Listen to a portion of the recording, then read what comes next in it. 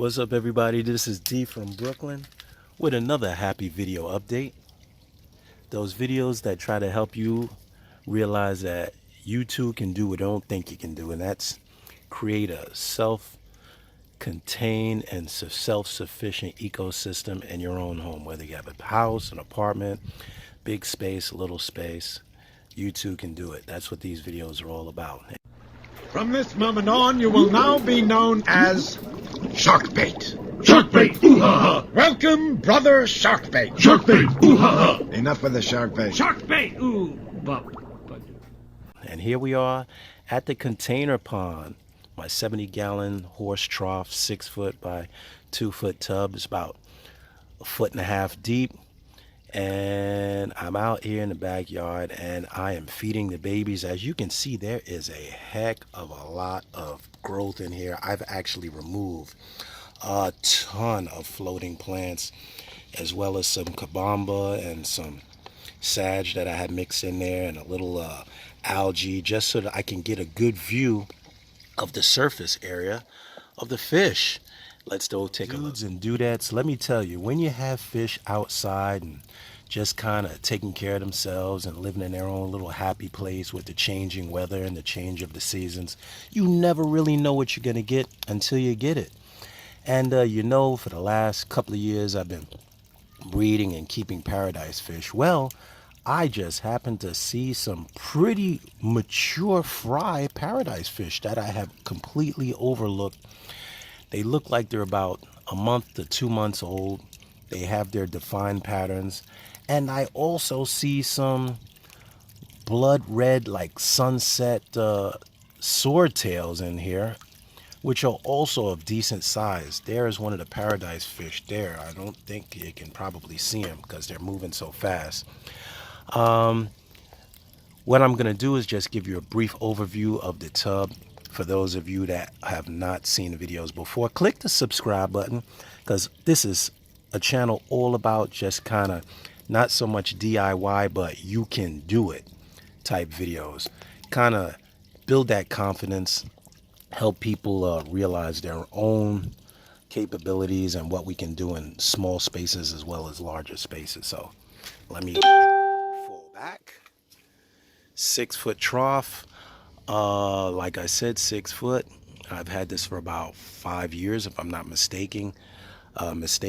It's also a power. There is no power run to this.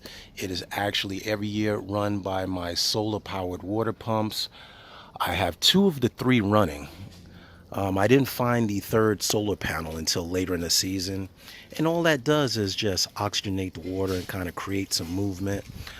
The water is all rainwater. I just let it fill itself up.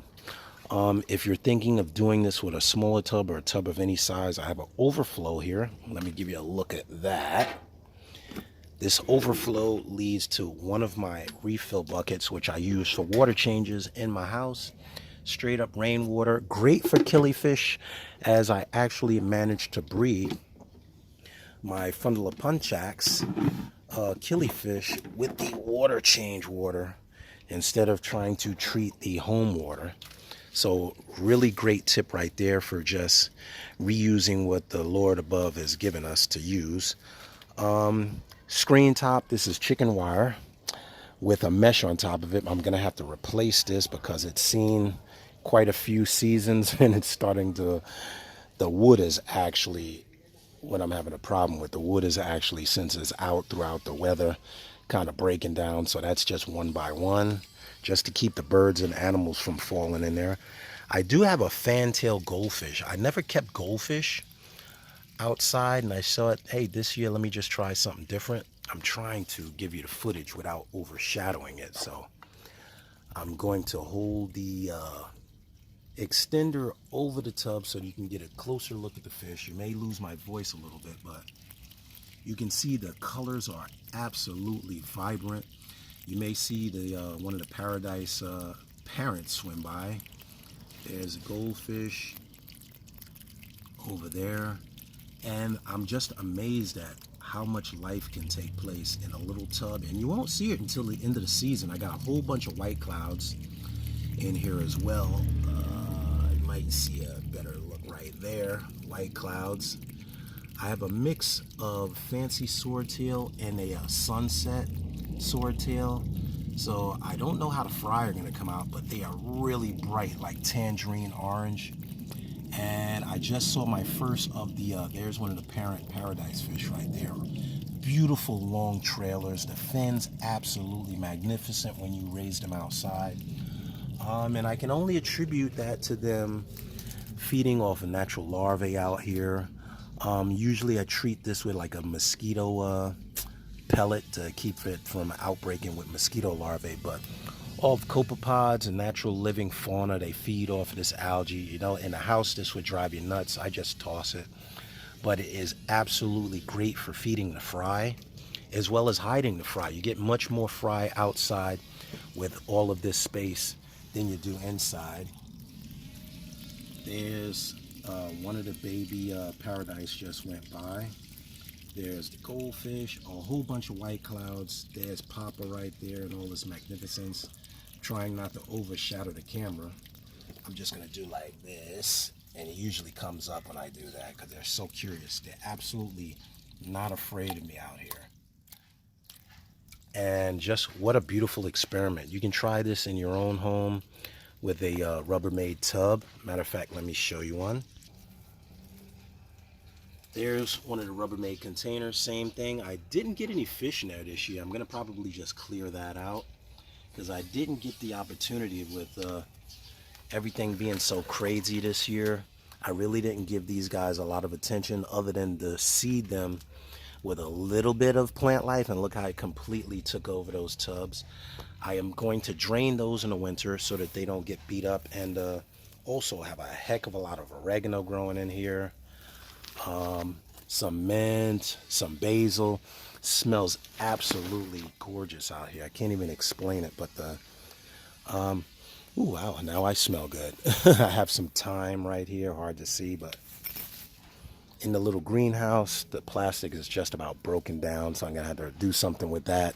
Season's in, but yeah, let's get back to the main piece here.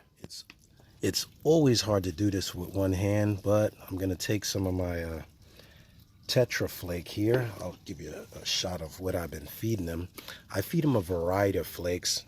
I feed them hikari. I feed them the ocean nutrition food. I've been feeding them bloodworms, although I'm allergic to bloodworms. I don't feed them too often, but the fry really love the crushed flake.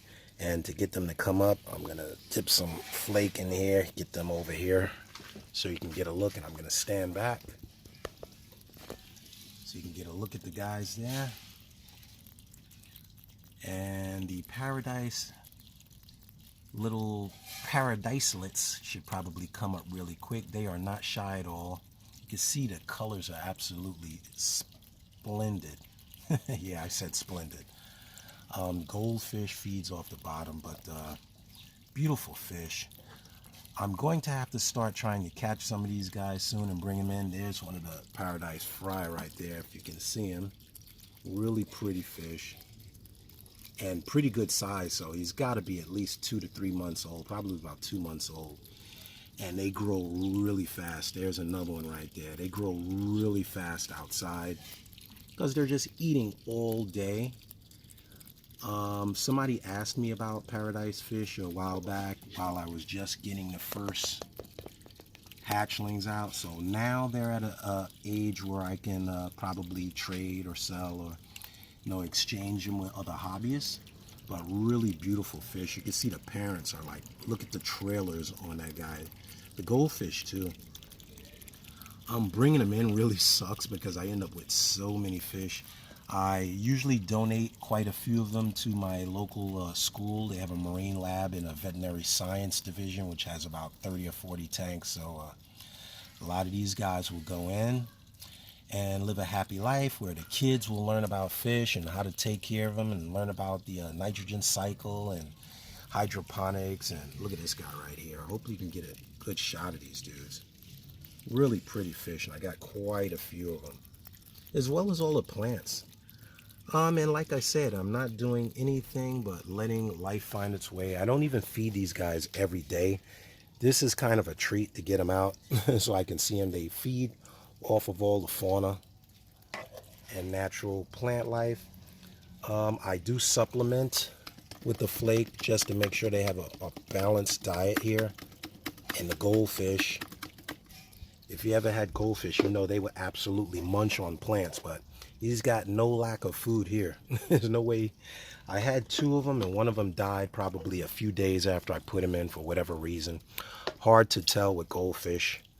One of my pumps isn't cutting on. I'm gonna have to play with that a little later, but as you can see, they don't care. It makes no difference. Up there it is. Probably full of, yeah, probably clogged up. But yeah, even if that pump goes off at night, all the plant life, natural photosynthetic periods take care of the tank. This side is really open at the bottom, whereas this side, you can see these are really thick, and the algae on the top is really thick. I just toss it.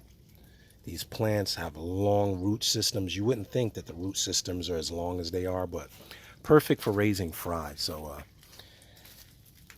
that is it. That is the update on the 6-foot tub. A lot of fry have come out of this baby. Good thing about it is if you're going to use a tub, this is really thick. I don't leave it up. This year I left it up for the winter. The upcoming season I'll probably break it down, because leaving it up I did get more of the slime algae, which I never get. That's probably just from it going through the seasonal and being up throughout the winter. So I'll probably take it down. Not that it matters. It's just harder to catch the fry when you have that kind of algae making a mat in the top. Beautiful fish. This is D. I hope you enjoy the videos. If you like to see some different type of content, I do both freshwater and saltwater. I would love to have set up another saltwater outside like I did a few years ago. Maybe I'll do that next year. Till next time, I will leave you with the Sunday swim of the little ones. Love, peace, and hair grease. This is D. Trying not to shake the camera. And I'm out, everybody. Be kind to each other. Love, peace, and hair grease.